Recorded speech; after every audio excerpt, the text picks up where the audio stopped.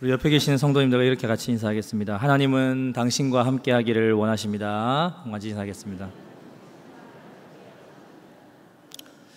오늘날 7대 불가사의 중에 하나로 꼽히고 우주 비행사들도 우주에서도 볼 수 있는 유일한 건축물이 있습니다. 그것은 바로 중국에 있는 만리장성입니다. 만리장성의 규모가 얼마나 대단하냐면 높이가 8.5m, 그리고 폭이 밑에는 6.5m, 위에는 5.7m가 되는 성을 2,700km를 쌓은 것입니다. 중간에 갈라져 나온 가지까지 합하면 실제로 6,400km나 된다고 합니다. 전혀 놀라지 않으시는데요. 네. 수치가 워낙 커가지고 안 와닿을 수 있는데 아마 한번 가보신 분들은 이것이 얼마나 크고 웅장한지를 아마 아실 것입니다. 이 만리장성은 진시황이 중국을 통일한 후에 북쪽에서 내려오는 흉노족을 막기 위해 쌓았다고 합니다. 진시황 때는 그렇게 길지 않았는데 나중에 명나라 때 와서 몽골의 침입을 막기 위해서 지금의 어떤 이런 규모로 쌓았다고 합니다. 그런데 만리장성을 쌓는데 엄청난 시간과 노동력을 들였고 수많은 사람들이 죽어나갔습니다. 심지어 만리장성을 쌓는 일에 동원된 사람은 죽을 때까지 그 일에서 빠져나올 수가 없었다고 합니다. 특이한 점은 이 만리장성은 여러 차례 적군의 침공을 받았는데 성문은 한 번도 부서지지 않았고 문짝 하나 이렇게 부서지지 않았다고 합니다. 여러분, 그 이유가 무엇이라고 생각하십니까? 만리장성이 그만큼 견고하게 지어졌기 때문일까요? 아닙니다. 그 이유는 적군들이 공격하면서 성문을 지키는 문지기들을 돈으로 다 매수해가지고 문을 열게 한 후에 유유히 걸어 들어갔기 때문이라고 합니다. 적군의 침입을 막기 위해서 그렇게 길고 견고하게 성곽을 지어놨는데 아무짝에도 쓸모없는 것이 되고 말았던 것입니다. 여러분, 우리 인생도 이와 같을 수가 있습니다. 오늘날 대부분의 사람들은 저마다 삶의 만족을 추구하고 그리고 행복을 추구합니다. 어떤 사람들은 돈을 많이 벌게 되면 삶의 만족을 느낄 것이라고 합니다. 또 어떤 사람은 좋은 대학, 좋은 직장에 들어가게 되면 만족을 느낄 것이라고 합니다. 어떤 사람은 가족들이 모두 건강하게 되면 만족을 느낄 것이라고 합니다. 어떤 사람은 요즘 같은 이 휴가철에 마음껏 즐길 수 있는 안정적인 삶이 되면 만족을 느낄 것이라고 합니다. 또 어떤 사람은 자신이 필요하고 가지고 싶은 것을 다 가질 수 있는, 그렇게 소유하게 되면 만족을 느낄 것이라고 합니다. 여러분, 이렇게 무엇을 통해 삶의 만족을 느끼느냐는 바로 그 사람이 가진 삶의 가치관이자 목적이라고 볼 수 있습니다. 여러분, 이 시간 제가 여러분에게 한번 물어볼게요. 여러분이 자기 자신에게 한번 정직하게 대답을 해보십시오. 여러분은 어떨 때에 삶의 만족과 행복감을 느끼십니까? 제가 하나 더 물어보겠습니다. 여러분, 이거 누가 보지 않으니까 정직하게 여러분 마음속에 대답하시면 됩니다. 만약 하나님이 여러분의 삶에 함께 하신다면 여러분의 삶의 만족도가 어떻게 달라지시겠습니까? 어떤 분들은 막연하게 좀 나아지지 않을까라고 대답할 수도 있고, 또 어떤 분들은 지금보다 훨씬 좋아질 것이다 라고 이렇게 대답할 수도 있습니다. 아니면 하나님이 함께 하신다고 뭐가 그렇게 달라지겠어 라고 이렇게 대답하시는 분도 있을 수 있습니다. 그런데 여러분, 이 대답을 통해서 우리의 하나님께 대한 그러한 인식과 반응의 정도를 우리가 생각해 볼 수가 있습니다. 신앙의 뿌리 깊은 가문에서 태어나서 교회의 울타리 속에서 자라난 한 아이가 있었습니다. 그는 부모님의 기대를 한 몸에 받으면서 공부도 곧잘 하며 말 잘 듣는 착한 아들로 살아갑니다. 그런데 마음 한켠에는 뭔가 모를 답답함과 불만족이 자리 잡고 있었습니다. 삶의 이유와 목적을 몰랐기 때문에, 삶의 만족과 행복감이 그 가운데 없었기 때문입니다. 그러다가 사춘기가 찾아오게 되자 그 답답함과 불만족을 해소하기 위해서 일탈 행동을 시작합니다. 하지만 그러면 그럴수록 그 답답함과 불만족은 더 깊어져만 갔고 결국에는 이렇게는 살아서 뭐하나 하는 그런 마음까지 들게 됩니다. 그런데 그때 마음속 한켠을 스쳐 지나가는 생각이 있었습니다. 혹시 태어나서부터 지금까지 수없이 들어왔던 예수님이라면, 그러한 의문점을 가지고 이제 마지막이다라는 생각으로 참석했던 그 수련회에서 이 아이는 자신을 처음부터 지금까지 붙들고 계셨고 언제나 변함없이 사랑해 주시고 기다려 주시는 그러한 분을 만나게 되었습니다. 그리고 그때부터 삶의 이유와 목적을 알게 되면서 삶이 완전히 변했고 지금까지도 그분이 주시는 풍성한 삶을 누리며 만족한 가운데 살고 있습니다. 여러분, 이렇게 예수님은 우리 인생에게 만족스러운 삶을 주시기를 원하십니다. 그리고 그러한 삶은 그분과 함께하는 순간부터 영원까지 지속되는 것입니다. 오늘 우리가 이렇게 함께 읽은 이 시편은 짧은 시편 중에 한 편입니다. 하지만 매우 짧지만 우리 인생사에서 가장 중요한 집과 안전과 가족들을 돌보고 세우는 일에 대해서 지혜의 빛을 던져주며 긴 여운을 남기는 시편입니다. 그런데 여러분, 시편 127편의 한 표제를 한번 보십시오. 표제가 무엇입니까? 솔로몬의 노래입니다. 여러분, 솔로몬은 최고의 역사적으로 또 최고의 지혜자로서 젊어서는 그의 지방과 나라를 온전히 세웠지만 그의 인생은 가장 어리석은 삶으로 마감되었습니다. 이러한 그의 인생은 참으로 우리 주님께서 집을 세우지 아니하시면 헛되다라고 하는 그것을 우리에게 역설적으로 가르쳐 주고 있습니다. 여러분, 그렇다면 오늘 우리는 어떻게 우리의 인생의 집을 지어가야 되겠습니까? 우리가 오늘 말씀을 통해서 한번 찬찬히 살펴보기를 원합니다. 1절을 한번 보시면요, 여호와께서 집을 세우지 아니하시면 이라고 하는 가정절로 시작합니다. 보통 여러분 만약 무엇 하지 않으면 이라고 하는 가정절은 이 가정을 떠나게 될 때에 생길 수 있는 위기 상황을 포함하고 있습니다. 한 번만 나와도 조심해야겠다라고 생각하는데 오늘 본문을 보면 두 번이나 거듭 반복해서 하고 있습니다. 우리 1절 말씀을 함께 같이 읽어보도록 하겠습니다. 여호와께서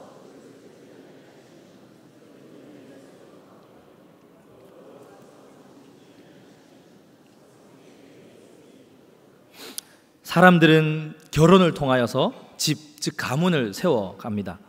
사람이 살 수 있는 터전을 잡았다 그렇게 하면 이제부터 자연스럽게 그것을 지키고 발전시켜 나가는 그런 문제가 나오기 마련입니다. 그런데 여러분, 성경 원어에서 이 집이라고 하는 이 단어는 단순히 집이라고 하는 뜻만 있는 것이 아니라 가정, 도시, 성전, 왕국 등을 가리키는 아주 포괄적인 단어입니다. 그래서 솔로몬이 이 집과 성의 개념을 통해서 우리의 삶의 전체 영역을 우리에게 보여주고 있습니다. 그런데 여러분, 이 단어에 이어지는 이 구절들을 한번 보시면요, 솔로몬은 아무리 집을 짓는 사람이 집을 지으려고 애써도 또 성을 지키는 파수꾼이 성을 지키려고 애써도 하나님께서 함께 하시지 않으시면 모든 것이 헛될 뿐임을 강조하고 있습니다.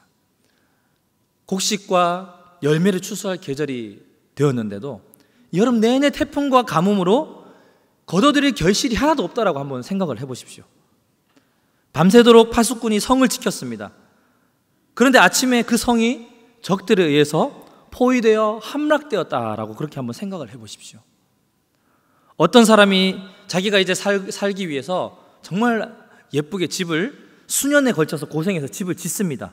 그런데 정작 나중에는 그 자신은 그 안에 살지 못하고 억울하게도 다른 사람이 대신 그 자리를 차지해서 거기를 살게 되었다라고 한번 생각을 해보십시오. 여러분, 이게 얼마나 허무하고 헛된 일입니까?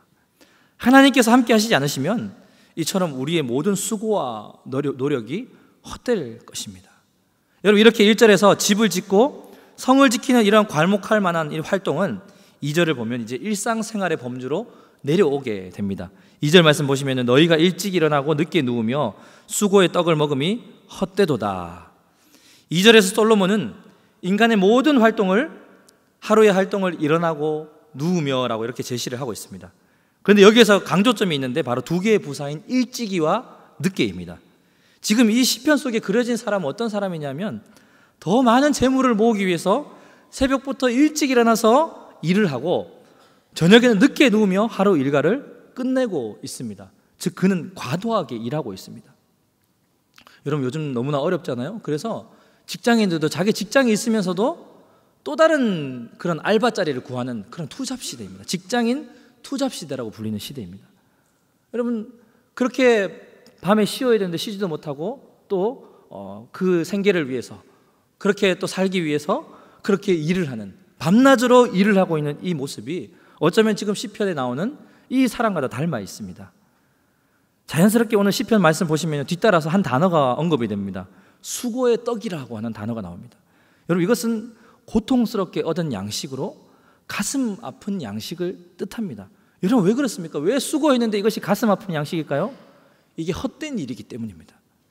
이렇게 아무리 애쓰며 밤낮 수고하며 얻은 양식이 헛되다라고 하는 이런 이유는 결국 하나님이 함께 하시지 않기 때문입니다. 여러분, 지금 내가 늘 과로와 스트레스에 시달리고 있다. 그러면 여러분, 혹시나 나는 하나님의 함께 하심을 잊고 살고 있는 것은 아닌지 한번 돌아보셔야 합니다. 한국고용정보원과 청년희망단체에서 얼마 전에 청년들의 대상으로 조사한 설문조사가 있었습니다. 청년들의 삶의 만족도와 우울증, 결혼에 대한 생각을 묻는 질문이었는데 청년들의 대답은 평균 50점 정도밖에 되지 않았다고 합니다. 아무도 놀라시는 분이 없으신데요? 여러분, 50점 만점이 아니고 100점 만점 중에 50점 정도밖에 안 했다는 거예요. 죽자고 또 공부하고 스펙을 쌓아서 직장에 들어가도 70%가 만족을 못하고 내가 이후에 더 나은 직장을 가져야지 하는 그런 마음으로 열심히 준비를 한다고 합니다. 이미 40%에 넘는 청년들이 우울증을 경험하고 있고 40%는 결혼에 대해서 생각을 하지 못하는 상황이라고 합니다. 여러분, 이 조사를 통해서도 청년들의 삶의 만족도가 정말 낮다는 것을 확연하게 보여주고 있는데, 삶의 만족도가 없는, 또 희망이 없는 세대에게 우리는 중요한 이야기를 건네야 합니다. 무엇이냐면 바로 하나님께서 함께 하실 때에 그때만이 누릴 수 있는 참된 만족이 존재하고 또 그것이 실제적으로 가능하다라고 하는 바로 그러한 사실입니다. 오늘 2절 하반절을 한번 보십시오. 그러므로 여호와께서 그의 사랑하시는 자에게는 잠을 주시는도다. 주님 없이 사는 일은 모두 헛되지만 주께서 사랑하는 사람은 잠잘 때에도 복을 주십니다. 특별히 여러분, 이 구절은 우리가 예배 시간에 졸 때에 우스갯소리로 많이 하는 말이기도 합니다. 한번 우리 옆 사람과 한번 이렇게 인사해 볼까요? 하나님께서 당신을 사랑하십니다. 한번 같이 인사해 보겠습니다.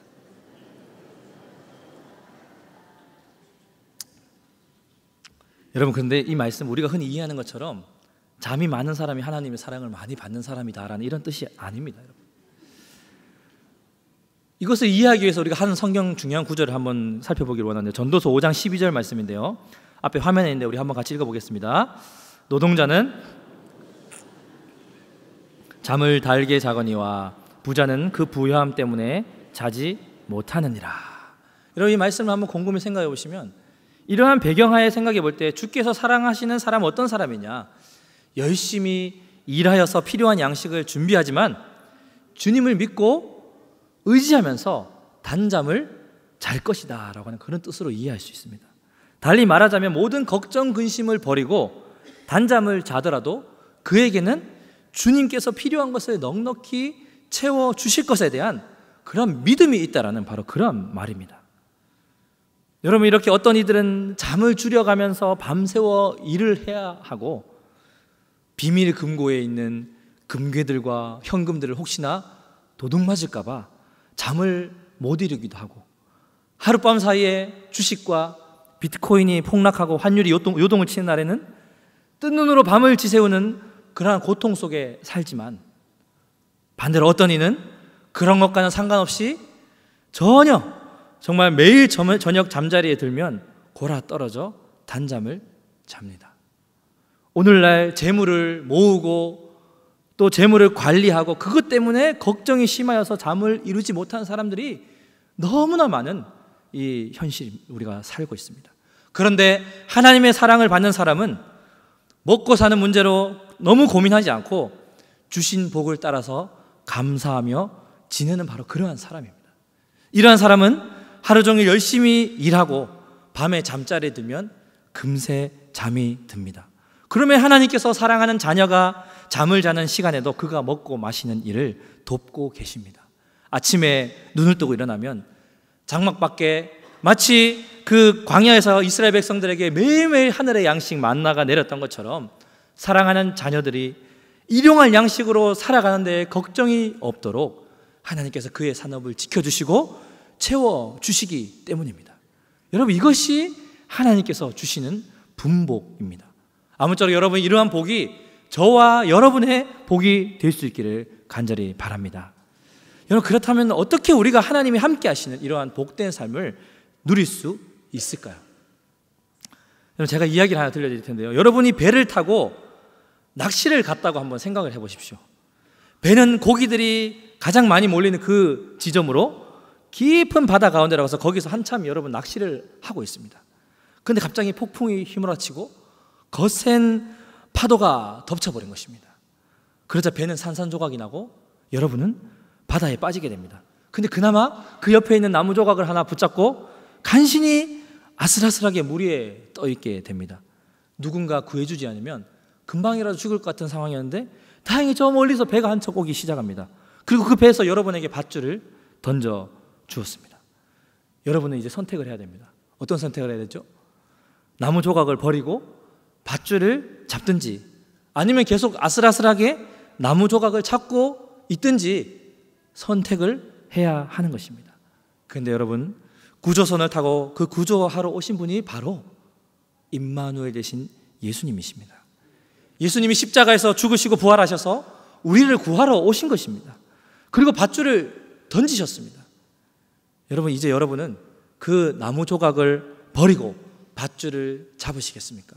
아니면 계속 아슬아슬하게 그 나무 조각을 붙잡고 살아가시겠습니까?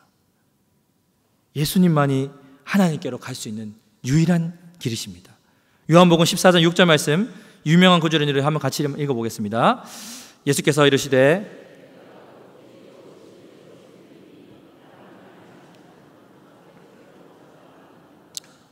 여러분, 예수님의 또 다른 명칭이 무엇입니까? 임마누엘. 아까 제가 말씀드렸죠. 하나님이 우리와 함께 계시다. 예수님께서 죄로와 사망 권세로 인해서 우리가 하나님과 함께 할 수 있는 삶을 살 수 없는 우리를 위해서 예수님이 오셨습니다.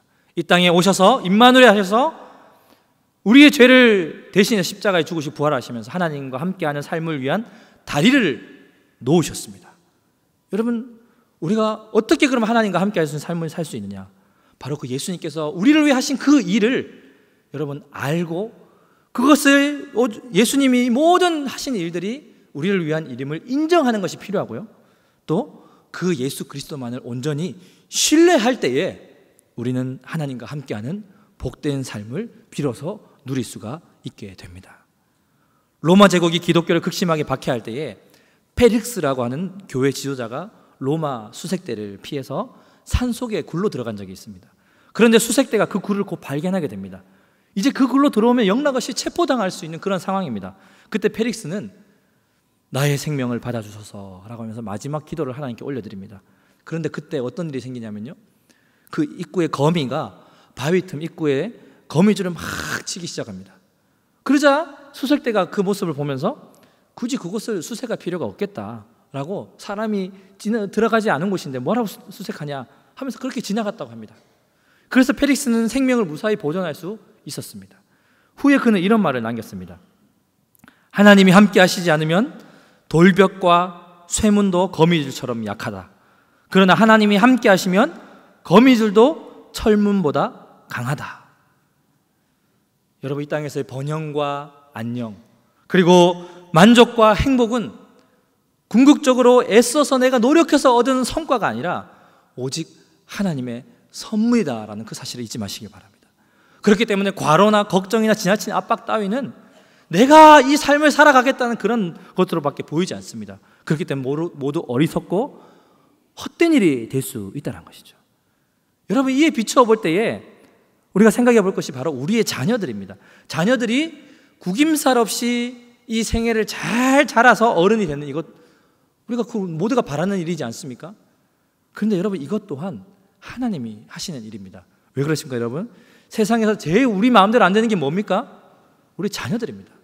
이 조금 할 때는 우리가 막 집 앞고 이렇게 하면 하는데 점점 머리가 굵어지고 이제 사춘기가 지나고 이렇게 되면 우리의 손을 벗어납니다. 어떻게 할 수가 없습니다.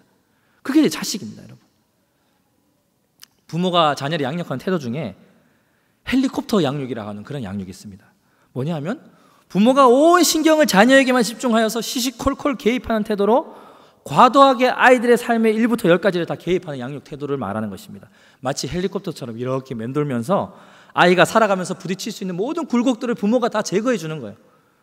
근데 여러분, 이렇게 헬리콥터 양육을 한다고 해서 그 아이가 건강하게 행복하게 자랄 수 있을까요? 보장할 수 있을까요? 아무런 보장을 할 수가 없습니다. 주님이 그 삶에 들어가지 않는다면 아빠 엄마가 아무리 신경을 곤두세우면서 책임져 준다 한다라도 소용없는 일입니다. 여러분, 왜 그렇습니까? 오늘 이 본문의 솔로몬은 자식들에 대해서 이렇게 고백합니다. 우리 3절 말씀 같이 읽겠습니다. 보라,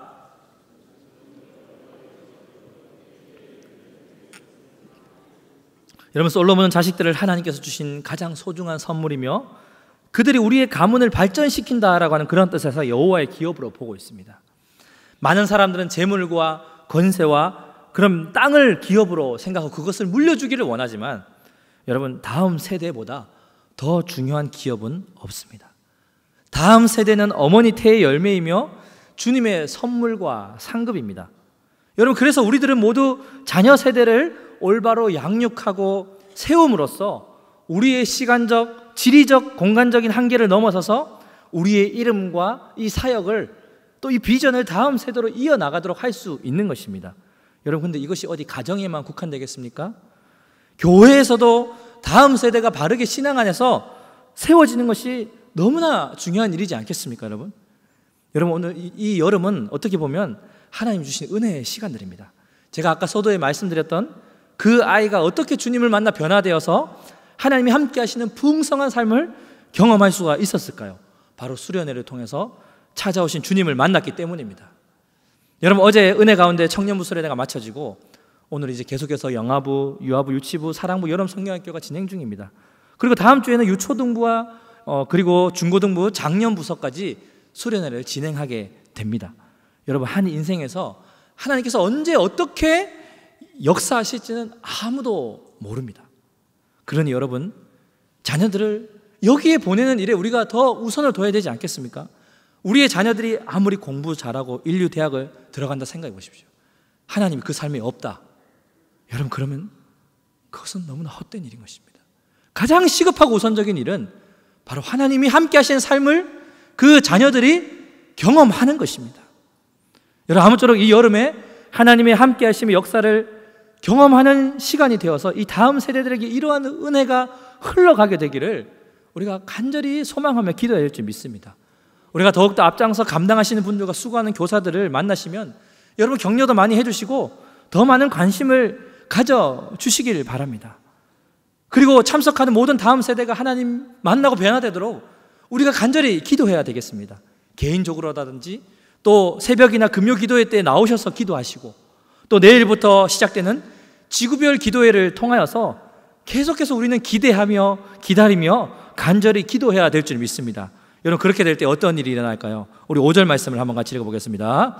이것이 그의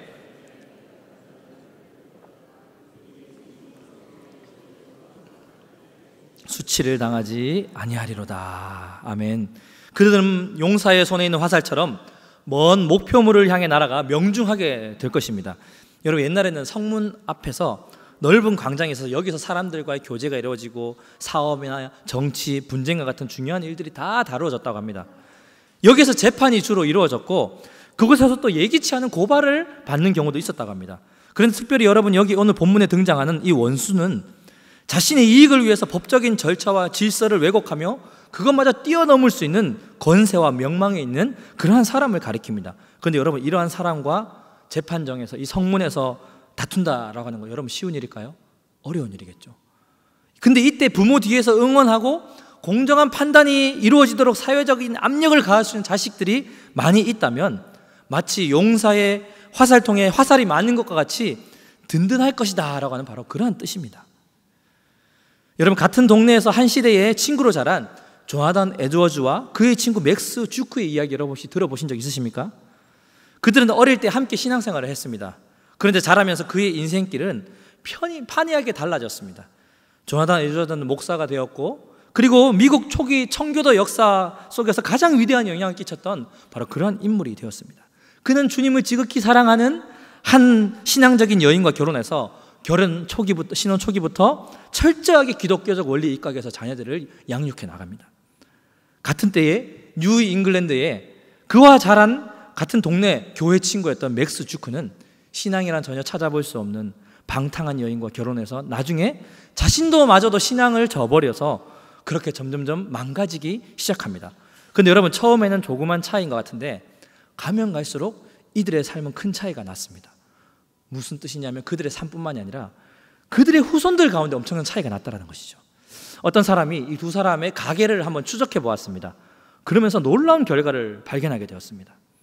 조나단 에드워즈는 그때까지 617명의 후손을 뒀는데 대학 총장을 지냈던 사람이 12명, 교수가 75명, 의사가 60명, 성직자가 100명, 군대 장교가 75명, 저술가가 80명, 변호사가 100명, 판사가 30명, 공무원이 80명, 하원 의원이 3명, 상원 의원이 1명, 미국의 부통령 1명을 배출했다고 합니다.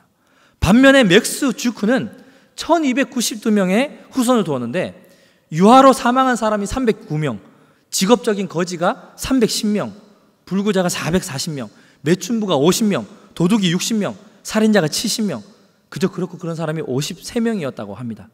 여러분, 복된 인생이 이러한 결과적인 측면에서 그렇게 제가 성공한다는 것을 이렇게 좌지우지하는 걸 말씀드리는 것이 아닙니다. 극단적인 결과지만 우리에게 시사해 주는 바가 크다라는 것이죠.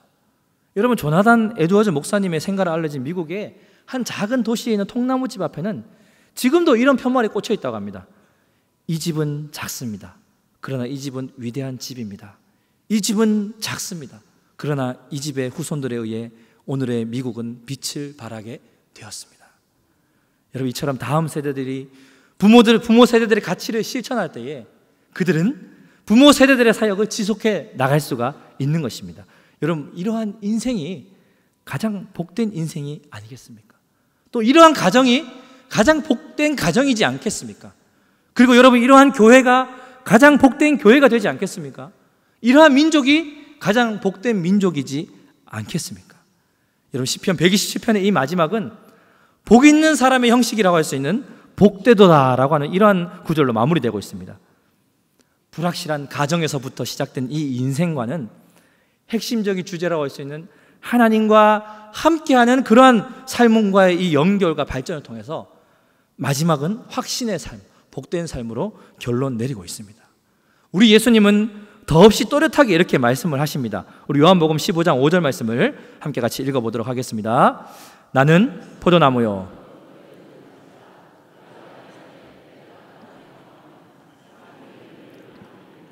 나를 떠나서는 너희가 아무것도 할 수 없음이라. 우리 주님이 힘주어서 말씀하십니다. 나를 떠나서는 너희가 아무것도 할 수 없음이라. 나를 떠나서는 너희가 아무것도 할 수 없음이라. 우리의 휴전선을 지키는 군인이 있고 사회를 지키는 경찰이 있고 정의를 지키는 재판관이 있지만 그 어느 것 하나도 하나님의 보호하심을 대체할 수 없습니다. 우리는 모두 하나님의 보호와 보살핌을 필요로 하고 있다는 그 사실을 잊지 마십시오. 그 조건이 무엇입니까? 우리 주님 말씀하셨죠. 나를 떠나서는 너희가 아무것도 할 수 없습니다. 주님과 함께 연합된 인생만이 하나님과 함께하는 그러한 복된 인생을 살아갈 수 있을 것입니다. 하나님께서 함께 하시는 사람, 그 인생이 가장 복된 삶이며 그 공동체는 우리 하나님께서 자자손손 대대로 이러한 복이 이어지도록 하실 것입니다. 헛되고 허무한 인생 가운데서 복된 삶을 살게 되시는 저와 여러분들 되시기를 주님의 이름으로 간절히 축원드립니다. 함께 기도하겠습니다. 살아계신 하나님 아버지, 이 허무하고 헛된 이 인생의 현장 가운데서 우리 주 예수 그리스도로 말미암아 하나님과 함께함을 힘있는 그러한 복된 인생을 살아갈 수 있도록 인도하여 주시고 하나님께 함께 하시는 가정이 되어 복된 가정이 되게 하시고 하나님이 함께 하시는 그러한 교회, 하나님 함께 하시는 민족, 그래야 이 복된 교회, 복된 민족으로 주께서 세워주시고 사용하여 주시옵소서. 믿사오며 예수 그리스도 이름으로 기도드리옵나이다. 아멘.